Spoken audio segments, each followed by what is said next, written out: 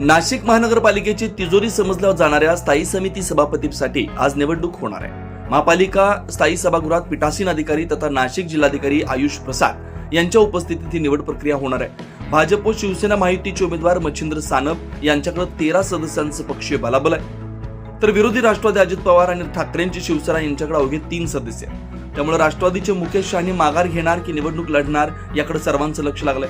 स्थायी समितीच्या सभागृहात सकाळी 11 वाजता निवड प्रक्रिया सुरू होणार आहे। सुरुवातीस अर्ज छाननी होऊन 15 मिनिटं माघारीसाठी असणार आहेत। शहाणी यांची माघार न झाल्यास हात उंचावून मतदान जिंकण्यासाठी 16 पैकी 9 मतांची आवश्यकता आहे। महापौर आणि उपमहापौर पदासारखी स्थायी समिती सभापती पद देखील आपलंच असावं, याकरता महायुतीतील भाजप व शिवसेना यांचे सदस्य 2 दिवसांपूर्वी गुजरात दौऱ्यावर गेले होते।